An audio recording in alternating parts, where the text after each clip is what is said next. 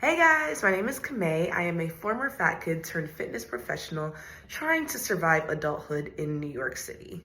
I got into the fitness industry when I was 20 because I didn't want to pay for a gym membership. I was afraid that I wouldn't be able to afford a gym membership after college. In other words, I would no longer have access to the free gym at my school.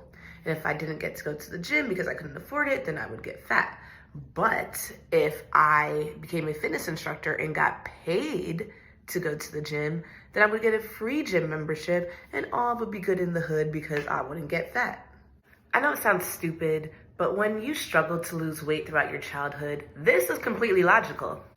My mom and my aunt are currently overweight, but they were slim when they were younger, so I don't know if I have the fat gene or not. And when I say fat gene, I mean the genetics that predispose you to gaining weight easily. Some of us are naturally slim, some of us are not. Some of us have to work harder to gain weight, some of us have to work harder to lose weight. But one thing that's for sure is that I've always been able to eat a lot. I've always had an insane appetite. I used to call myself the bottomless pit. And if you notice that within your kids, encourage them to eat an unlimited amount of protein and vegetables. By the way, peanut butter is not protein, it's a fat and it's very high in calories. Give your kids as much grilled chicken, lean steak, fish, fruit, and vegetables as they want. Trust me, they'll be full and happy.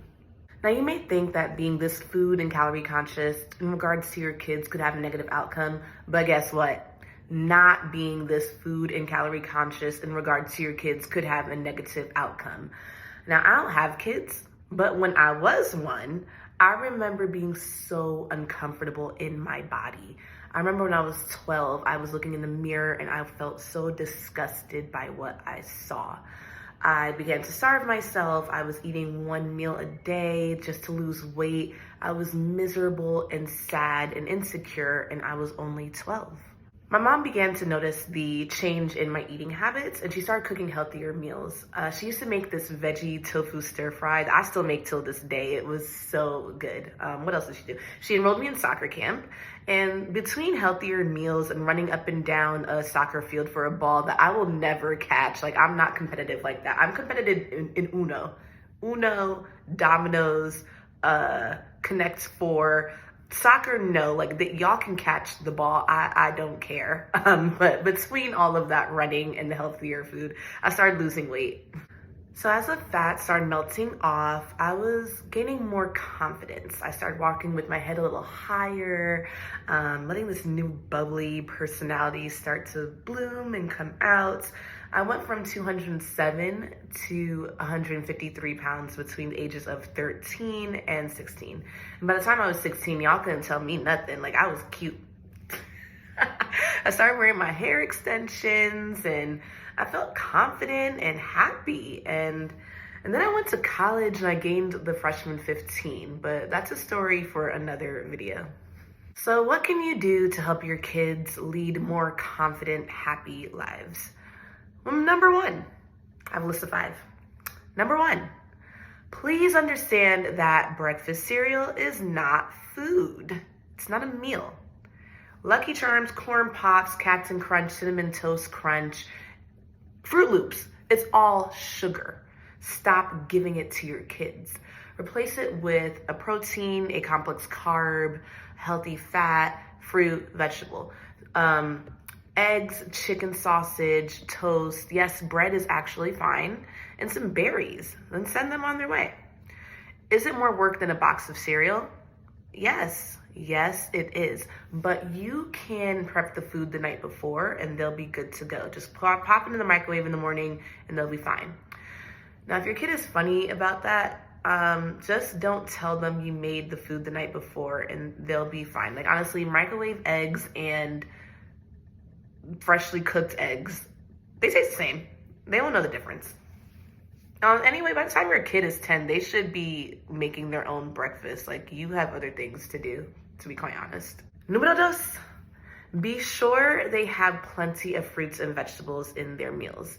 This may be a bigger challenge with lunch, like those school lunches, and maybe harder to give them the fruit and veggies, but you can definitely make it happen for dinner. I know some kids are a little funny about vegetables, but the sooner you introduce them into their diet, the less challenging it will be. Like, introduce them as soon as they can eat solids. You can also roast your vegetables with like olive oil, salt, and pepper, and then it gets like super crispy and it tastes like chips. Speaking of chips, número tres. Chips are not real food. Neither are Oreos or gummy bears. Keep that out of the house. And I don't want to hear, oh, Kamaye, not everyone can afford healthy food, blah, blah, blah. That's BS. Honestly, apples and bananas are not that expensive. If you can afford to buy a pack of Oreos, you can buy some apples and bananas. Number 4, keep your kids active. Soccer, dance, karate, anything that will keep them moving and off the couch so they don't come home and watch TV for hours. Like, trust me, I watched Toonami every day after school. I would do my homework, I would watch TV, and I'd eat my bag of Cheetos and Oreos. They don't need to be doing that. And we made it to number 5. So if you do incorporate these less than healthy foods into your kids' diet, try not to associate them with a celebration or a treat. For instance, we ate cake for birthdays, celebrate birthdays. On Friday nights, we have pizza or McDonald's for game night. When you associate these fun, festive activities with these foods, it allows the brain to associate the food with positivity and comfort. So when your kids grow up and become adults and they get stressed out, they'll turn to the bag of Reese's or the bowl of ice cream to deal with their adult stressful problems. Why? Because these foods are associated with a time when your kids felt safe and happy. And the foods have a ton of sugar and chemicals that make you addicted to them.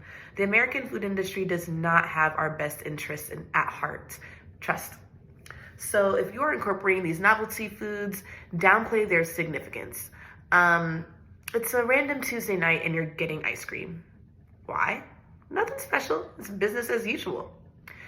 You also may want to educate your kids on what can happen when you eat too much ice cream and become severely overweight or obese. I don't know if I can say that on YouTube. I hope I can. But here's what can happen if you eat too much ice cream. High blood pressure, diabetes, heart disease, strokes, certain cancers, osteoarthritis, sleep apnea, breathing problems, and overall lower quality of life. It's not a good place to be, so don't do it to your kids. So in addition to these 5 tips, I also want to make it a point to build your kids up, whether they're overweight or not. Tell them they're smart, beautiful, or handsome, and they can do anything they want when they put their mind to it. Never fat shame them. Tearing them down will not help their self-esteem. Give them the tools to be happy, healthy, and confident, so that way they can become happy, healthy, and confident adults. And rule the world. Also, I have a master's degree in clinical mental health counseling, and I planned on working with people with EDs. And so I'm not just pulling this out of my ass. I actually have personal experience and education. Thank you for watching this video to the end. Please subscribe for more health and fitness content, as well as my adventures surviving adulthood in New York City. If you're looking for a fitness coach, hit me up. My contact information is in the description box below. Shoot me an email with your fitness goals. I'd be happy to help. Until next time, bye.